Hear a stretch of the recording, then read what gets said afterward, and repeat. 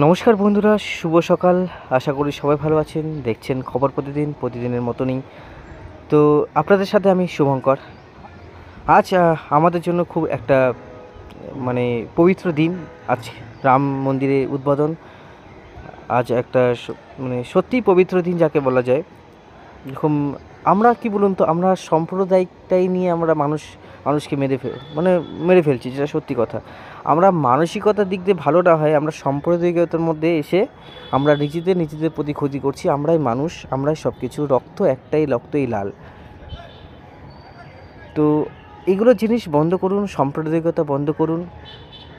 হিন্দুদের ক্ষেত্রে বলছি, মুসলিমদের ক্ষেত্রে বলছি, দুজনের প্রতি মানসিকতা আনুন, তাহলে দেখবেন পৃথিবীটা অনেক ভালো হবে। আমরা আরও মানুষের প্রাণ বাঁচাতে পারবো।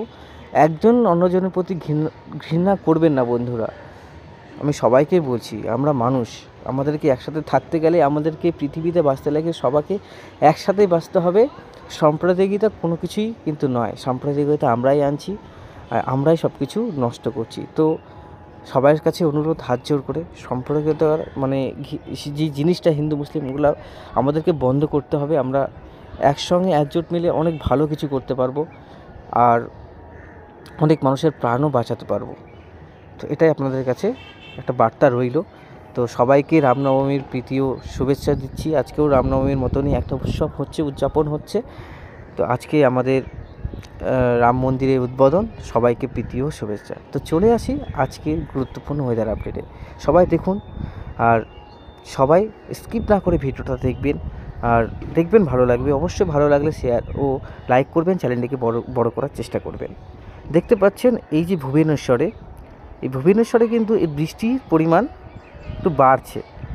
আমাদের এই কয়েকদিনে, নেক্সট 3 দিনে কিন্তু এই বৃষ্টিটা আমি দেখতে পাচ্ছি। ভুবনেশ্বর, বালাসর আর বেরহামপুর বা যেটাই হোক, উচ্চারণ ভুল হলে ক্ষমা করবেন, বিশাখাপত্তনম, শ্রীকুলাম, কাকিনাডা, আর এখানে আমাদের বালাসর আর খড়গপুর আর কলকাতাতেও হালকা মাঝারি বৃষ্টি হওয়ার সম্ভাবনা আছে। তার সাথে সাথে কিন্তু চন্দননগর, চাকদা, শান্তিপুর, কৃষ্ণনগর, বর্ধমান, আরামবাগ, পুরুলিয়া, বাঁকুড়া, বিভিন্ন জায়গায় বৃষ্টির সম্ভাবনাটা একটু বাড়ছে বন্ধুরা। তো আগামী 10 দিনে আমরা এই বৃষ্টিটা দেখতে পাচ্ছি, 5 দিনে এই বৃষ্টিটা দেখতে পাচ্ছি। মানে এই বৃষ্টিটা যে ঝঞ্ঝা, এই যে ঘূর্ণবর্ত, একটা ছোটো স্পেলের ঘূর্ণবর্ত, সেটা কিন্তু পশ্চিমী ঝঞ্ঝা আমাদের দক্ষিণ পশ্চিম যে সে থেকে আমরা পাস করবে আমাদের দক্ষিণ দিক দিয়ে, বাংলাদেশের উপর দিক দিয়ে সে চলে যাবে হচ্ছে চট্টগ্রাম, মহেশখালীর উপর দিক দিয়ে সে বাংলাদেশ মাঝখানের মধ্যবর্তী অঞ্চল হয়ে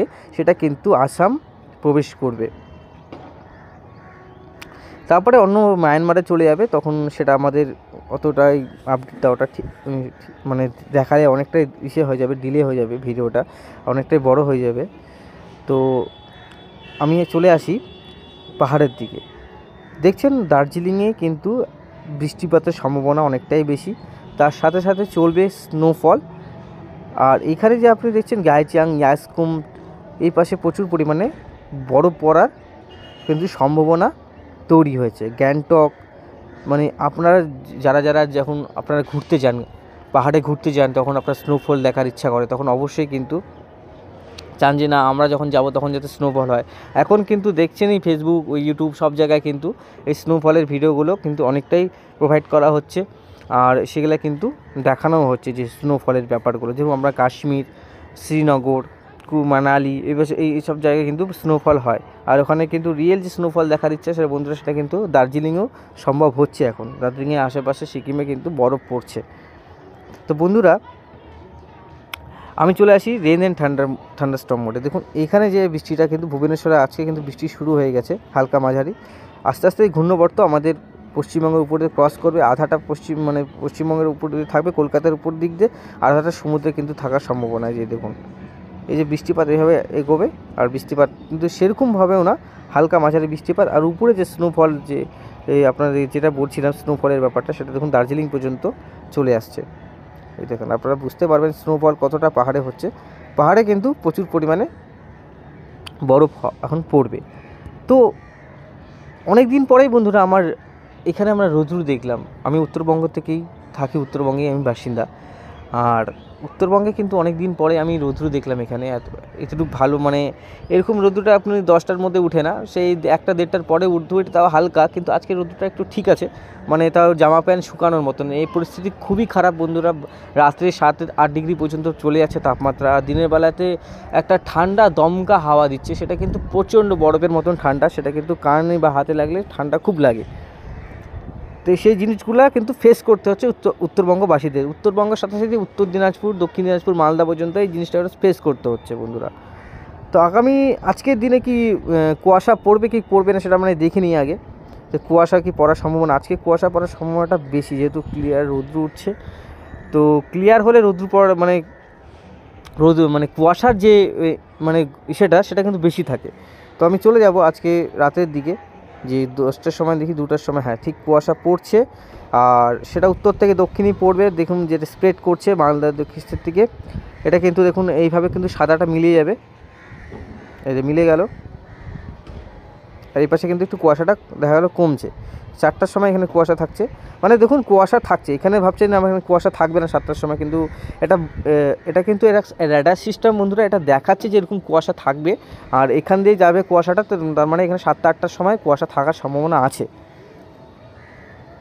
সাথে সাথে কিন্তু আমি আপনাদেরকে বলে দিই, দেখুন ভাগলপুর, পূর্ণিয়া, মালদা, রাজশাহী, মেহেরপুর, বাংলাদেশের রংপুর, কলাই, টুরা, ময়মনসিংহ, ঢাকা, সিলেট, এই পাশে কুয়াশার দাপটটা থাকছে, ঘন কুয়াশা, রাইন কুয়াশা যেটাকে বলে, এই ঘন কুয়াশা, সেটা কিন্তু আপনারা যেটাই বলছি, আপনারা যেখানে যাবেন ফগ লাইট ইউজ করবেন গাড়ির মধ্যে, আর রাস্তাঘাট সবসময় একটু দেরি করে হলেও আস্তে আস্তে পার হবেন, কারণ সময় তো আমাদের কাছে আছে, এমনটা না আমাকে তখনই করতে হবে। তার জন্য কিন্তু আমরা ওখানে মানে অনেক অ্যাক্সিডেন্টের কবলে পড়ে যাই তাড়াহুড়োর জন্য।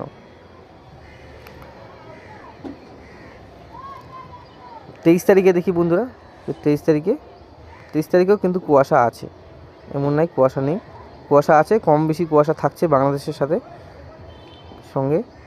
দক্ষিণবঙ্গে কুয়াশাটা একটু কম, কিন্তু 25 তারিখ থেকে কুয়াশা কমার একটা সম্ভাবনা আছে, 25 তারিখ থেকে। তো দেখা যাক কী হয়, পরিস্থিতি কি বদলায় না, তো অবশ্যই এটা আপনাদেরকে আমি জানাবো।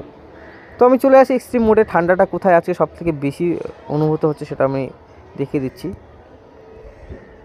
এই জায়গায় ঠান্ডাটা কিন্তু এখানে কোল্ড উইন্ড কিন্তু পড়ছে উত্তর থেকে। আজকে যে টেম্পারেচারের দিক দিয়ে দেখুন, এই যে ঠান্ডা হাওয়া কিন্তু কলকাতা পর্যন্ত বইবে, দেখুন এই যে ঠান্ডা হাওয়া মালদা, পুরুলিয়া এই পর্যন্ত কিন্তু ঠান্ডা, এই ঠান্ডার পরিস্থিতি কিন্তু দেখুন, এই যে ঠান্ডাটা আমাদের এইখানে কিন্তু আসবে।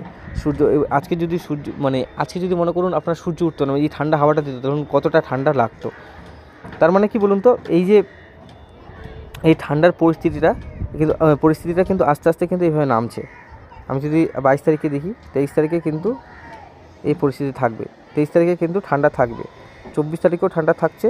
24 তারিখে কিন্তু কলকাতাও কিন্তু ঠান্ডা, মানে কলকাতা যে প্রচণ্ড ঠান্ডা, কলকাতা, খুলনা, বরিশাল, সুন্দরবন এলাকা, গঙ্গাসাগর, শ্যামনগর, সাতক্ষীরা, যে ঠান্ডার যে শীতল হাওয়া সেটা কিন্তু বইবে, এই শীতল হাওয়ারই একটা দিক।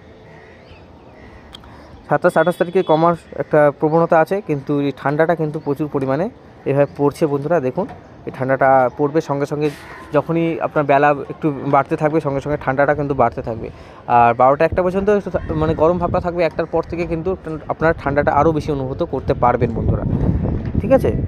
তো এমনি সাগরে কিন্তু এখন কোনো মানে সেরকম নিম্নচাপ বা ঘূর্ণিঝড়ের কোনো পরিস্থিতি নেই, এখন খুব অনুকূল পরিস্থিতি ঠান্ডা পড়ার জন্য সেরকম।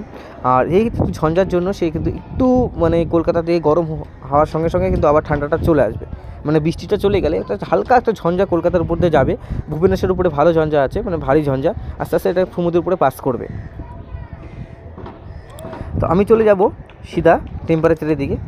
টেম্পারেচার যদি আমরা এখন দেখি, তো আমাদের এখানে টেম্পারেচার কিন্তু মানে আমার যেখানে থাকি সেখানে কিন্তু 19 থেকে 18 ডিগ্রি, আর কলকাতা কিন্তু 20 ডিগ্রি, ঢাকায় রংপুরে 19, রাজশাহীতে 18, আর ঢাকাতে 20, আর আমাদের আসামে শিলচরে 22, আমাদের শিলিগুড়িতে 19, আলিপুরদুয়ারে 18, গোয়ালপাড়াতে 18, বঙ্গাইগাঁওতে 19, আর কুচবিহারেও আছে সেম।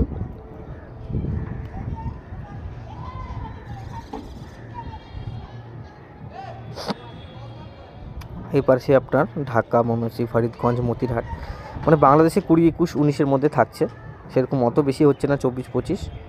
তো তো আমি একটু দেখি বেলা বাড়ার সাথে সাথে 20 হচ্ছে হাইস্ট, 22 5টার সময় কিন্তু আবার কমে যাচ্ছে 22। আজকে সব থেকে 22 মানে আজকের হাইস্ট হচ্ছে 22, তাহলে ধরুন 22 থেকে 23 হাইস্ট যেতে পারে, তাও যাবে না হয়তো 23 অত পর্যন্ত, 21-22-এর মধ্যে থাকবে। আজকে 5টার সময় কিন্তু ঠান্ডা পড়ে যাচ্ছে দেখুন 15 ডিগ্রি কাছাকাছি। আমি যদি 8টার সময় যখন দেখি তাহলে 13 ডিগ্রি কাছাকাছি, আর কলকাতার দক্ষিণ দিকে দেখি তাহলে কিন্তু 14 ডিগ্রি কাছাকাছি। মানে উত্তরবঙ্গে একটু ঠান্ডা বেশি থাকে মানে দক্ষিণবঙ্গের থেকে, সেটা সবাই জানে। আর 10টার সময় দেখি এটা 11 ডিগ্রি সেলসিয়াসের কাছাকাছি, আর কলকাতার সঙ্গে সঙ্গে কিন্তু 12 ডিগ্রি কাছাকাছি চলে আসে। মানে ঠান্ডাটা নামছে আস্তে আস্তে। এই যে ঠান্ডাটা দেখুন 5টার সময় এখানে বেশি ঠান্ডা, এখানে একটু কম থাকে, কিন্তু এই যে 10-12 ডিগ্রি সেলসিয়াসের ডিফারেন্স হয়ে গেল, মানে 2 ডিগ্রি, এটা আরও কমে যাবে। ঠান্ডাটা নামবে এভাবে বন্ধুরা। এই ঠান্ডাটা আপনার সব জায়গায় পড়বে, যেমন বাংলাদেশের রংপুরও 12, ঢাকাতে 11, কুমিল্লায় 12, বরিশালে 13, খুলনাতে 12, এদিকে শিলিগুড়ির দিকে 13, আলিপুরদুয়ারে 11, গোয়ালপাড়ায় 13, গুয়াহাটিতে 15, শিলংয়ে কিন্তু 4-5 ডিগ্রি সেলসিয়াস কাছাকাছি।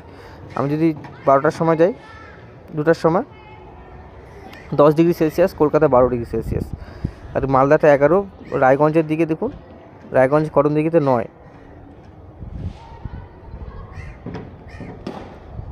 8 ডিগ্রি সেলসিয়াসের কাছাকাছি উত্তরবঙ্গে তাপমাত্রা চলে আসছে। 8-9 দেখুন, অনেকটাই কিন্তু তাপমাত্রা কম।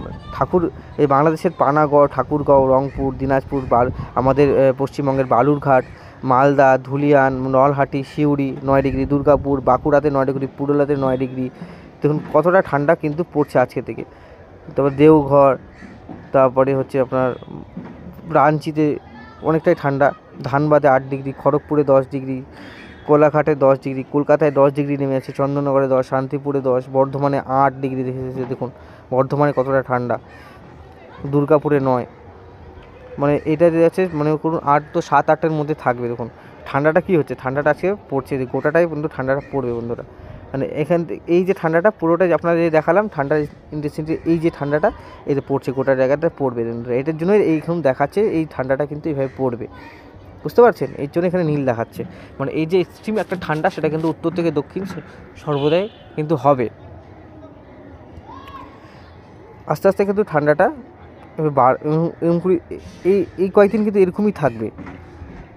উত্তর দিকে এই যে আপনারা দেখুন উত্তর দিকে একটু কম থাকবে, আর দক্ষিণ দিকে কেন একটু কম এসে থাকবে বন্ধুরা, বললামই যে আপনাদের পশ্চিমী ঝঞ্ঝা যে আছে সেটা পাস করবে, এর জন্য কিন্তু ঠান্ডাটা এখানে আবার কিন্তু একটু বিরতি নেবে, 1-2 দিন, একদিনে হয়তো বিরতি নিতে পারে, কিন্তু উত্তরবঙ্গে ঠান্ডাটা থাকছে। আপনাদেরকে দেখিয়ে দিচ্ছি উত্তর থেকে দক্ষিণ। 23 তারিখ 27 তারিখের পর একটু ঠান্ডাটা কমার সম্ভাবনা আছে। এই মাসটা গোটাটাই ঠান্ডা থাকবে উত্তরবঙ্গের জন্য, দক্ষিণবঙ্গে একটু গরম থাকতে পারে বন্ধুরা। যে উত্তরবঙ্গে যে দক্ষিণবঙ্গে দেখুন 27 ডিগ্রি চলে আসতেছে, দক্ষিণে কিন্তু ঠান্ডাটা একটু বিরতি নেবে বন্ধুরা। দেখুন দক্ষিণে 27 ডিগ্রি সেলসিয়াস, মানে 30 ডিগ্রির কাছাকাছি, চন্দননগরে 26, আর আমাদের এইদিকে যদি যাই আমরা উত্তর দিকে, তাহলে দেখুন কতটাই কম, 21 ডিগ্রি, আর কোথাও 27 ডিগ্রি, 5-7 ডিগ্রি মানে কিন্তু অনেকটাই, 1 ডিগ্রি মানে অনেক। এই যে একটা কোনো ঝঞ্ঝা আসবে, এই যে উষ্ণ যে জলীয় বাষ্পপূর্ণ হাওয়াটা এই যে ঢুকছে এই পাশ দিক দিয়ে, এটার জন্য কিন্তু কোনো একটা ঝঞ্ঝা আসবে, এর জন্য এখানে তাপমাত্রাটা অনেকটাই বেশি। এই যে এখানে একটা ঝঞ্ঝা কিন্তু ঢোকার সম্ভাবনা আছে দিল্লির কাছ দিকে, দেখুন উপর দিকেও এই ধানবাদের দিকে যে ঝঞ্ঝাটা যেটা বলছিলাম, ঝঞ্ঝা আসবেই, এই ঝঞ্ঝার জন্যই কিন্তু তাপমাত্রাটা বৃদ্ধি পেতে পারে। তো দেখুন এটা রেডার সিস্টেম ফিউচার আপডেট বন্ধুরা, এখন আমি দেখাচ্ছি সেটা 7 দিন পরে কি হবে, কিন্তু সেরকম অনেক সময় মিলে না। তো যাই হোক 1-2 দিনেরটাই সব থেকে বেশি মিলে, তো ওরকম চিন্তার কোনো কারণ নেই, আবহাওয়া চেঞ্জেস বা পরিবর্তনশীল। তো এখন কি হয় সেটা দেখার বিষয়, অবশ্যই এই দেখার জন্য আমার ভিডিওগুলো আপনাদেরকে পুরোটাই দেখতে লাগবে, আর আমি সব কিছুই কিন্তু বিস্তারিত আপনাদেরকে ক্লিয়ারভাবে বলি। তো আমরা দেখি এখন সমুদ্রে যে অ্যাংরিক ঘূর্ণিঝড় বা ঘূর্ণিঝড় যেটা ভারত মহাসাগরে তৈরি হচ্ছে সেটা কী অবস্থায় আছে।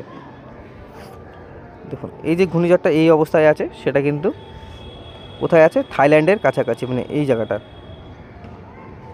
এই জায়গাটা, তো এই জায়গাটা, হ্যাঁ এটা কোথায় আসতে পারে, সমুদ্রের এইখানটায় এখন মিশে যেতে পারে এই জায়গাটা, এটা এখানে যাওয়ার সম্ভাবনা অনেকটা, মাদাগাস্কারে যাবে কি না সেটা সম্ভাবনা কম। যদি এদিকে যায় পাশে কিন্তু আরেকটা কিন্তু সিস্টেম তৈরি হয়েছে, মানে এটাই হবে সিস্টেমটা, দেখুন মাদাগাস্কারে না, এটা হচ্ছে আলাদা, এটা একটা আলাদা ঘূর্ণিঝড়।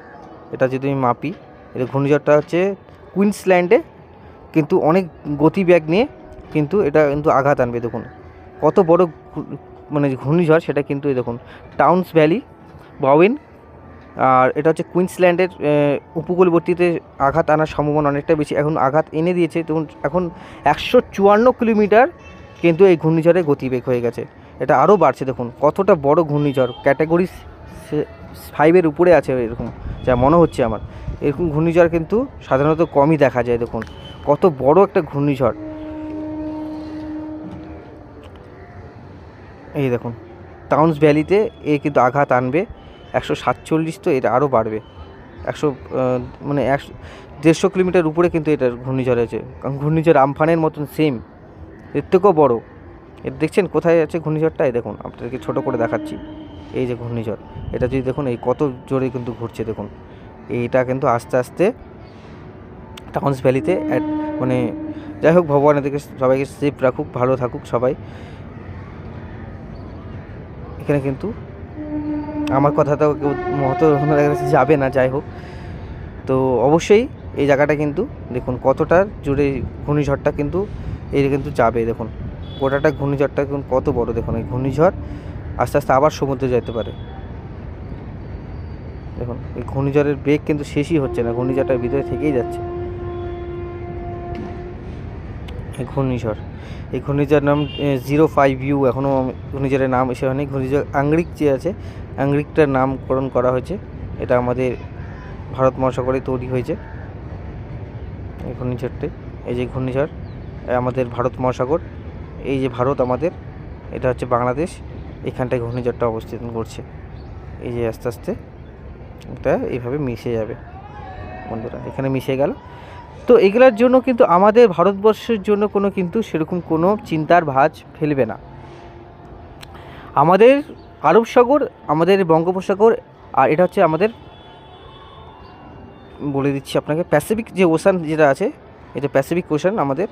এই প্যাসিফিক ওশান থেকে কিন্তু এল নিনোর ব্যাপারটা কিন্তু আসে। এই প্যাসিফিক ওশান থেকে আমাদের সব কিছু কিন্তু অনেক কিছু সিস্টেম তৈরি হয়, বুঝতে পারছেন? বৃষ্টি কি হবে, আমাদের এই বছরের বৃষ্টি কী হবে, সব প্যাসিফিক ওশানের উপর নির্ভর করে কিন্তু অনেক কিছু। তো এটা নিয়ে আমি ভিডিও দিব আপনাদেরকে। এল নিনো বা অ্যান্ডিলোর ব্যাপারে অনেকটাই ব্যাপার আছে এগুলো জিনিস নিয়ে। তো এগুলো জিনিস আরও কিছু আমাকে জানতে হবে। যাই হোক, সব কিছু মানে না জেনে বলাটা ঠিক হবে না। তো এই কিছু কিছু জিনিস জানতে পারছি, তো সেগুলো অবশ্যই আপনাদেরকে শেয়ার করব। আর আপনাদেরকে বললাম যে প্যাসিফিক ওশান হচ্ছে আমাদের এটা থাইল্যান্ডের কাছাকাছি, এটা প্যাসিফিক ওশান এখান থেকে কিন্তু আমাদের সব কিছু তৈরি হয়। এল নিনোর জন্য কিন্তু আগের বছর আমাদের কয়েক বছর পরপরই কিন্তু এল নিনো আছে। এল নিনোর জন্য কিন্তু আমাদের চাষবাসে অনেক ক্ষতি হচ্ছে চাষিজীবীদের, কারণ এখানে কিন্তু বৃষ্টির পরিমাণ কম হচ্ছে, কোথাও অধিক বৃষ্টি পড়ে যাচ্ছে, কোথাও কম সময়ে বেশি বৃষ্টি হয়ে যাচ্ছে। মানে সঠিক মতন যে বৃষ্টিপাত সেটা কিন্তু আমরা পাচ্ছি না। এটা হচ্ছে এল নিনোর প্রভাব। আপনাদেরকে বৃষ্টিপাতও দেখিয়ে দিলাম। আর আপনাদেরকে যেটা কথা, আমাদের এখানে আবহাওয়া দপ্তর কিছু জায়গায় অ্যালার্ট দিয়েছে, যেরকম দিল্লি, গোয়ালিয়র, এলাহাবাদ এই পাশে কিন্তু আপনাদের রেড অ্যালার্ট দেওয়া আছে। রেড অ্যালার্ট কেন দেওয়া আছে? এখানে টেম্পারেচার ডাউন প্লাস ফগ, মানে আবহাওয়া খুব খারাপের জন্য সেখানে রেড অ্যালার্ট দেওয়া আছে। আর আমাদের দিকে অরেঞ্জ অ্যালার্ট দেওয়া আছে, আর কলকাতার দিকে ইয়েলো অ্যালার্ট কিন্তু দেওয়া আছে বন্ধুরা। তো ভিডিও শেষে অবশ্যই কিন্তু অ্যালার্ট আমি দেওয়ার ব্যবস্থা করছি। যদি না দিতে পারি তাহলে ক্ষমা করবেন। তো আমি মোবাইল থেকে করি, আমি চেষ্টা করব দেওয়ার, যে কোথায় কী অ্যালার্টটা দেওয়া আছে। তো চেষ্টা করে অবশ্যই আপনারা দেখবেন ভিডিওটা লাস্ট পর্যন্ত, যদি দেওয়া থাকে কোথায় কী আছে অবশ্যই আপনারা বুঝতে পারবেন। কারণ জানেন আপনি ফোন থেকে করি, আমি কম্পিউটার থেকে করি না। তো যতটুকু ইসে করা সম্ভব আমি করছি। তো আজকের মতন এখানে সমাপ্ত করছি বন্ধুরা, সবাই ভালো থাকবেন। ভিডিওটা একটু বড় হয়ে গেল, তো আজকের মতন এখানেই সমাপ্ত করছি। সেরকম কোনো বড় আপডেট নেই। আর যেটা আপডেট, বৃষ্টি আসছে, কলকাতায় হালকা বৃষ্টি হবে, এর জন্য একটু তাপমাত্রা বাড়তে পারে, আবার তাপমাত্রা ঠিক অ্যাকুরেটলি চলে আসবে। আপনারা একটু সতর্ক থাকবেন, ফগ লাইট ইউজ করবেন, রাস্তাঘাট ধীরে সুস্থে পার হবেন বন্ধুরা। আজকের মতন এখানে সমাপ্ত করছি।